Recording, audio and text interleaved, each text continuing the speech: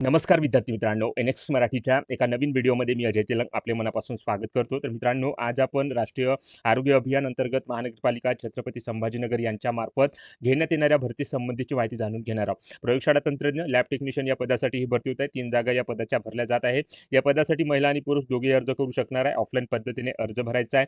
याकरिता कोणतीही परीक्षा नाही, कोणतीही फिजिकल नाही, थेट मुलाखत घेऊन या पदासाठी तुमची निवड होणार आहे. त्यामुळे या पदासाठी तुम्ही जर पात्र असाल तर नक्की प्रयत्न करू शकता. परंतु मित्रांनो, अर्ज करण्यापूर्वी या भरती संबंधीची संपूर्ण माहिती तुमच्याकडे असणे आवश्यक आहे. तरच तुम्ही या ठिकाणी अर्ज करू शकाल. तर आजच्या व्हिडिओमध्ये या पदासाठी पात्रता काय आहे, वेतन किती असणार आहे, अर्ज कसा करायचा आहे, अर्ज करण्याची शेवटची तारीख काय आहे, अशी संपूर्ण माहिती स्टेप बाय स्टेप बघणार आहोत. त्यामुळे कोणताही वेळ वाया न घालवता आजच्या व्हिडिओला सुरुवात करूया. परंतु व्हिडिओ सुरू करण्यापूर्वी एक विनंती करतो, तुम्ही जर आपल्या एन-एक्स मराठी यूट्यूब चॅनलवर नवीन असाल तर आता चॅनलला सबस्क्राईब करून बाजूची नोटिफिकेशन बेल प्रेस करून घ्या.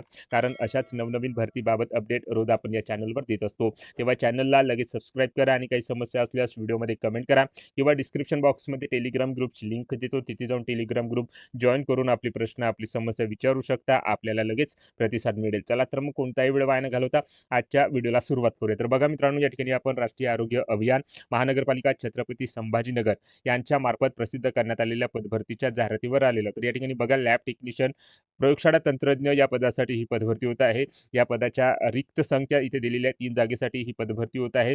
या पदासाठी जी शिक्षण पात्रता लागणार आहे त्याची माहिती इथे बघू शकता. 12वी उत्तीर्ण प्लस डी-एम-एल-टी उत्तीर्ण असलेले उमेदवार या पदासाठी अर्ज सादर करू शकणार आहे. त्याचसोबत काउन्सिलमध्ये रजिस्ट्रेशन या ठिकाणी असणे आवश्यक आहे. तर अशा प्रकारची शिक्षण पात्रता तुमच्याकडे असेल तर तुम्ही लॅब टेक्निशियन या पदासाठी अर्ज सादर करू शकता. त्यानंतर शिक्षण पात्रतेसोबतच वयाची अट सुद्धा इथे लागणार आहे. तर राखीव प्रवर्गासाठी 43 वर्षापर्यंत वयाची अट देण्यात आलेली आहे. एकत्रित मानधन या पदासाठी ₹17,000 प्रति महिना या ठिकाणी असणार आहे. शासकीय, निमशासकीय इत्यादी कामाचा या ठिकाणी अनुभव असल्यास त्या ठिकाणी प्राधान्य दिला जाणार आहे. एन-टी-बी, एन-टी-सी आणि एस-बी-सी या प्रवर्गातील उमेदवार या पदासाठी अर्ज इथे सादर करू शकणार आहे. प्रत्येक कॅटेगरीमध्ये या ठिकाणी बघू शकता एक वॅकन्सी इथे देण्यात आलेली आहे. त्यानंतर अर्ज करण्याकरता जी शेवटची तारीख आहे मित्रांनो, ती 13 मे 2026 पर्यंत या ठिकाणी देण्यात आलेली आहे. तर या दिलेल्या तारखेपर्यंत तुम्हाला ऑफलाईन पद्धतीने अर्ज इथे सादर करायचा आहे. तर ऑफलाईन अर्जाचा नमुना या ठिकाणी तुम्हाला कुठे मिळेल, तर या ठिकाणी मित्रांनो जाहिरातीसोबतच ऑफलाईन अर्जाचा नमुना या ठिकाणी जोडलेला आहे. तर तो अर्ज कशा पद्धतीने या ठिकाणी भरायचा आहे त्याची मी माहिती व्हिडिओच्या शेवट या ठिकाणी देणार आहे. तर व्हिडिओ शेवटपर्यंत बघा, जेणेकरून या पदभरतीची माहिती समजण्यास तुम्हाला कुठल्याही प्रकारची अडचण इथे जाणार नाही. त्यानंतर या ठिकाणी बघा, या पदाच्या संबंधी काही अटी व शर्ती उमेदवारांकरता इथे देण्यात आलेल्या आहेत. तर या सर्व अटी व शर्ती तुम्हाला वाचून या ठिकाणी या पदासाठी अर्ज सादर करायचा आहे. तर या संपूर्ण अटी शर्तीची माहिती मी थोडक्यात देण्याचा प्रयत्न करणार आहे. तर बघा, राखीव प्रवर्गातील उमेदवारांसाठी ₹250 धनाकर्ष म्हणजेच डिमांड ड्राफ्ट या ठिकाणी भरायचा आहे. तर तो demand draft Aurangabad city urban health society municipal corporation Aurangabad यांच्या नावाने या ठिकाणी काढायचा आहे. तर राष्ट्रीय बँकेमध्ये जाऊन तुम्हाला या दिलेल्या नावाचा या ठिकाणी डी-डी काढून तो डी-डी आपल्या अर्जासोबत या ठिकाणी जोडून दिलेल्या ॲड्रेसवर पाठवायचा आहे. त्यानंतर 60 वर्षावरील अर्जाकरिता जिल्हा शल्य चिकित्सक प्रमाणित शारीरिक योग्यता म्हणजेच फिजिकल फिटनेसचे प्रमाणपत्र या ठिकाणी सादर करणे आवश्यक आहे. तर अशा प्रकारच्या काही अटी व शर्ती इथे देण्यात आलेल्या आहेत. त्यानंतर सर्व पदासाठी उमेदवारांनी सर्व शैक्षणिक अर्हतेची कागदपत्रे, पदवीचे सर्व गुणपत्रका,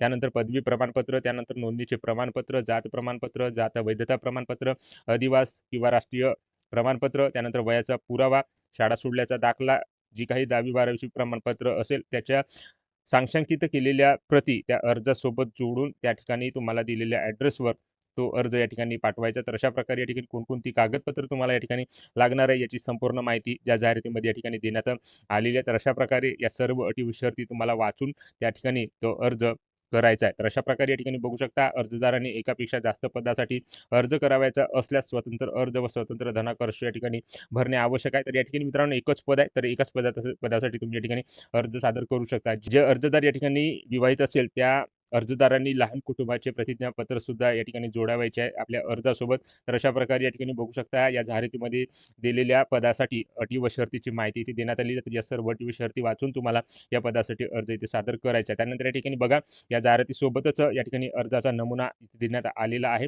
तर तो अर्ज कशा पद्धतीने या ठिकाणी भरायचा आहे त्याची मी थोडक्यात माहिती देण्याचा प्रयत्न करणार आहे. तर सुरुवातीला या ठिकाणी बघू शकता, पासपोर्ट आकाराचा फोटो म्हणजेच अलीकडे काढलेला तुमचा पासपोर्ट आकाराचा फोटो या बॉक्समध्ये या ठिकाणी चिकटवून घ्यायचं आहे. तुम्ही कोणत्या पदासाठी अर्ज करत आहे त्या पदाचे नाव, त्यानंतर या ठिकाणी आपले स्वतःचे पूर्ण नाव लिहून घ्यायचे आहे. त्यानंतर वडिलांचे संपूर्ण नाव, तुमची जन्मतारीख, इथं वर्ष टाकायचे आहे, महिना टाकायचा आहे, दिवस किती झाले ते इथे टाकून घ्यायचे आहे. त्यानंतर अक्षरीमध्ये आपली जन्मतारीख लिहायची आहे. त्यानंतर या ठिकाणी बघू शकता जाहिरात प्रसिद्ध झाल्याच्या दिवशी आपलं वय वर्ष पूर्ण किती झाले ते टाकून घ्यायचं आहे. राहण्याचा पत्ता काय आहे, त्यानंतर मोबाईल क्रमांक, तुमची ईमेल आयडी काय आहे ती इथे टाकायची आहे.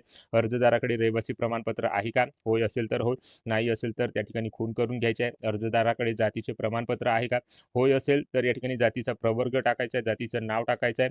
त्यानंतर अर्जदार अर्ज सादर करत असलेल्या जातीचा प्रवर्ग या ठिकाणी नमूद करून घ्यायचा आहे. त्यानंतर धनाकर्षचा क्रमांक, त्याची रक्कम आणि त्याचा दिनांक भरल्याचा इथे टाकून घ्यायचा आहे. अर्जदार विवाहित असेल तर या ठिकाणी आहे किंवा नाही असं टाकून घ्यायचे आहे. त्यानंतर शैक्षणिक पात्रता, तुमचं जे काही या ठिकाणी संबंधित पदासाठी शिक्षण झालेलं आहे, ती संपूर्ण शैक्षणिक पात्रतेबाबतची माहिती ती लिहून घ्यायची आहे. त्यानंतर तुमच्याकडे कोणता अनुभव या ठिकाणी असेल तर त्या अनुभवाबाबत माहिती लिहायची आहे. त्यानंतर तुम्ही कोणकोणती कागदपत्र या ठिकाणी जोडणार आहात, त्याच्या सांख्यिकीत प्रती या ठिकाणी जोडणार आहात, त्या संपूर्ण कागदपत्रांची माहिती ती लिहायची आहे. त्यानंतर तुमचे ठिकाण, तुमची स्वाक्षरी करायची आणि अर्जदाराचे नाव इथे लिहून तो अर्ज संपूर्णपणे या ठिकाणी भरून त्या अर्जासोबत आपली कागदपत्र या ठिकाणी जोडून दिलेल्या ॲड्रेसवर तुम्हाला तो अर्ज या ठिकाणी पाठवायचा आहे. तर अशा प्रकारे या ठिकाणी बघू शकता.